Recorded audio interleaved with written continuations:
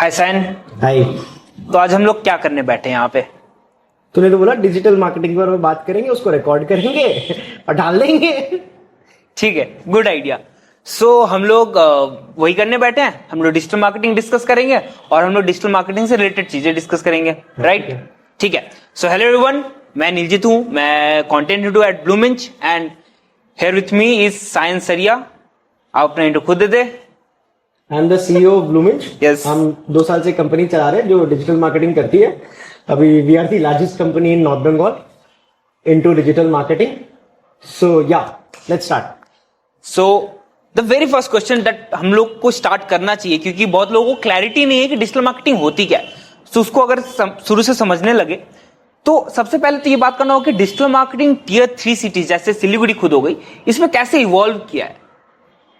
Evolve हो गया क्या? आप बताएं। मेरे हिसाब से डिजिटल मार्केटिंग टीयर 3 सिटीज में अभी भी इवॉल्व हो ही रहा है। ओके। ऑब्वियसली कोविड के टाइम से लेकर के अभी तक में देखा जाए तो काफी इवॉल्व हो चुका है। लोगों को एटलीस्ट आई बिलीव ये समझ में आने लगे कि डिजिटल मार्केटिंग क्या होता है, और ये नहीं भी समझ में आया तो एटलीस्ट पता है कि हाँ ये कुछ होता है जो आजकल लोग कर रहे हैं। तो ये क्लैरिटी कम से कम आ गई है। काफी लोग अच्छे से डिजिटल मार्केटिंग भी आई वुड से अपना शायद सिलीगुड़ी में तो बहुत लोग कर रहे हैं। I explored few other cities of India as well. लोग डिजिटल मार्केटिंग को लेकर ये काफी एक्साइटेड है and people are doing it. Currently trend में चैट जीपीटी और एआई के टूल्स है, उसके बारे में भी मार्केट में एक बज है and people are yes excited about the same and some people have also tried, some have got fantastic results of digital marketing and people are aware and people are doing digital marketing I would say. But I am very sure कि ये same चीज 2 साल पहले नहीं हुई होगी, ये 3 साल पहले भी सेम नहीं होगा कंडीशन, क्योंकि उस समय बहुत सारे अभी सिलीगुड़ी में जैसे ट्रेडिशनल बिजनेसेस है तो उनको ये सब कॉन्सेप्ट नया लगता है। उनको लगता है कि क्या हर दिन नया कुछ आ जाता है। तो जब आपने अप्रोच किया ऐसे बिजनेसेस कि हाँ चलो डिजिटल मार्केटिंग कर देते हैं आपके लिए, तो उनका क्या रिएक्शन था? उनका रिएक्शन था कि हमको आता है। ओके।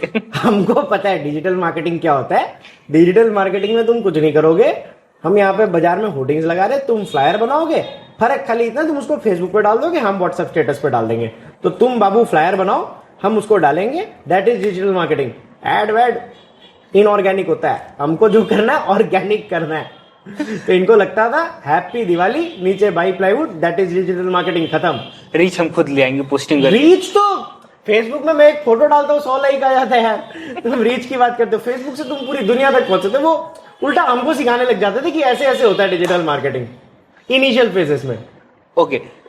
तो अगर इनिशियल फेजेस की बात करें तो उस समय तो उनको बहुत लोगों को पता नहीं था कि डिजिटल मार्केटिंग होता क्या, एंड विद टाइम उनको समझने में लगा। कुछ बिजनेस ऐसे भी होंगे जिन्होंने आइडिया को एक्सेप्ट किया, उन्होंने बोला कि हाँ ठीक है तुम्हारे पास कुछ नया आइडिया है, तुम बताओ हमें करना क्या है। तो जिन बिजनेसेस ने ये डिजिटल मार्केटिंग आइडिया को एक्सेप्ट किया एंड इंप्लीमेंट किया, उनके बिजनेस में ऐसा क्या चेंज आया? आपको क्या चेंज दिखता है?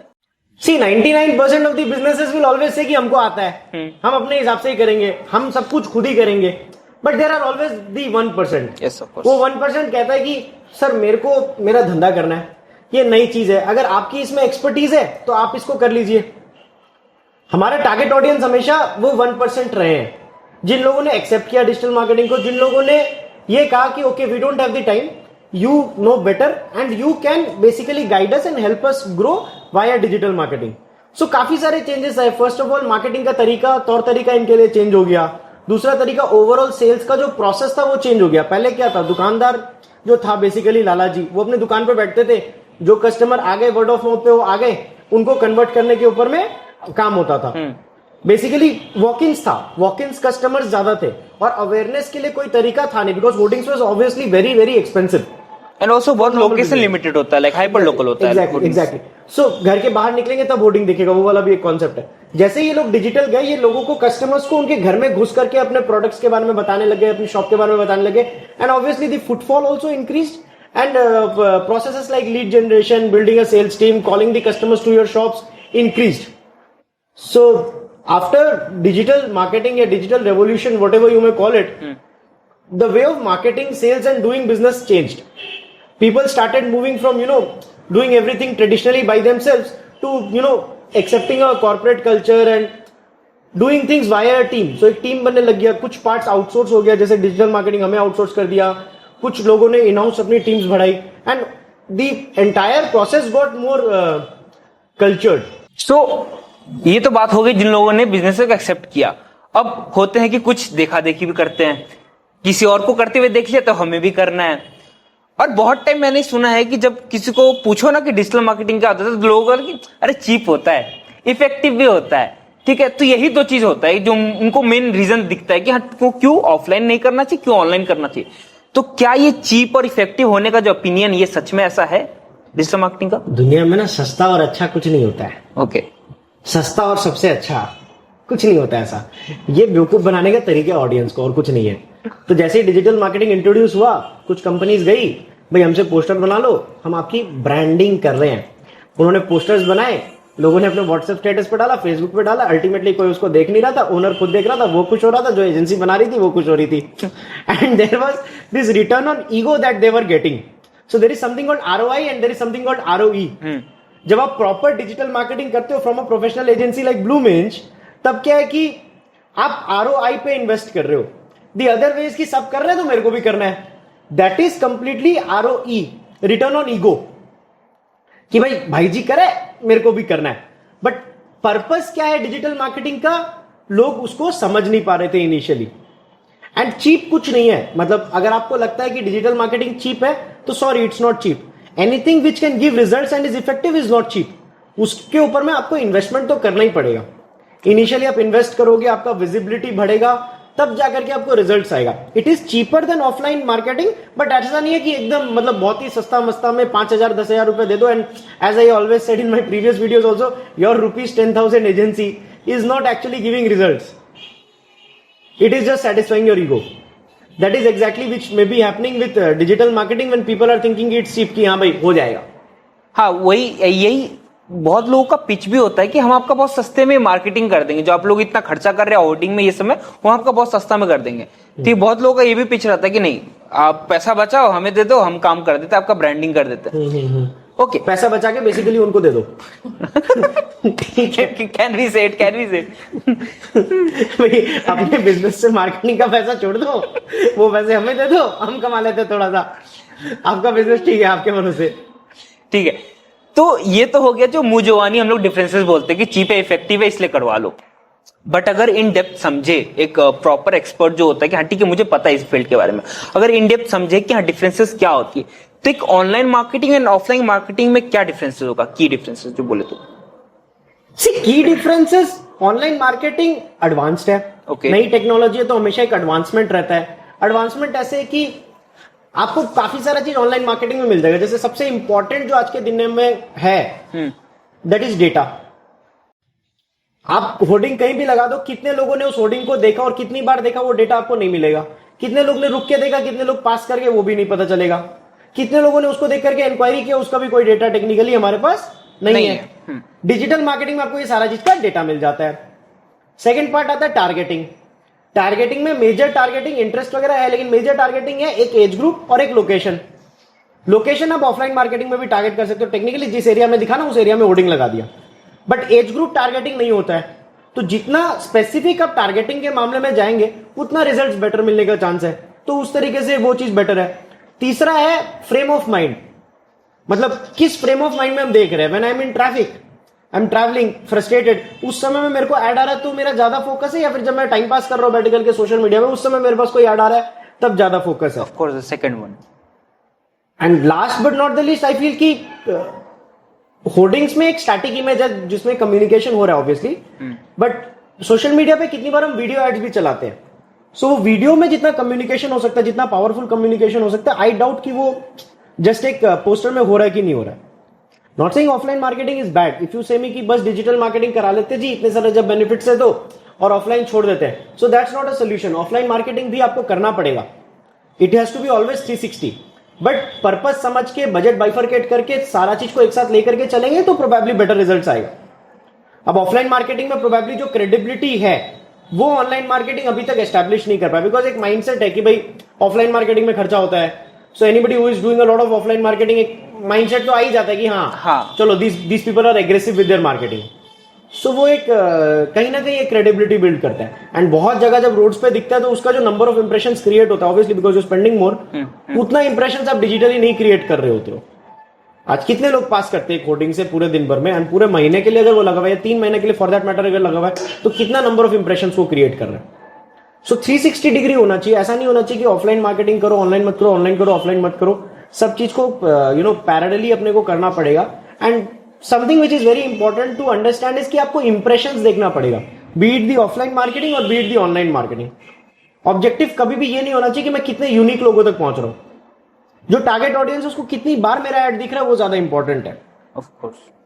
तभी वो लाइक होता है ना कि वो सीटीए जो हम लोग बोलते हैं कि एक्शन लेने का जो डिजायर होता है वो तभी बिल्डअप होता है जब आपको बार बार दिखता है, ब्रांड का रिकॉल वैल्यू बढ़ता है. हाँ. And ये भी बोला जाता है कि एक कस्टमर को कम से कम 7 बार आपका वो ऐड दिखना चाहिए. समर दिस इज स्टार्ट कि 7 बार दिखना चाहिए, तब वो एक होता है कि हाँ ठीक है इसका एक बार ट्राई करते प्रोडक्ट. तो उतना बार दिखाना भी जरूरी है. एंड वो कम्युनिकेशन भी सही होना पड़ेगा. हाँ, क्या कम्युनिकेट कर रहे हो. Of course. वो ऑफलाइन टाइम्स आप कम्युनिकेशन इतना मतलब वेग कर देते हो कि समझ में नहीं आता कि आप क्या बेच रहे हो.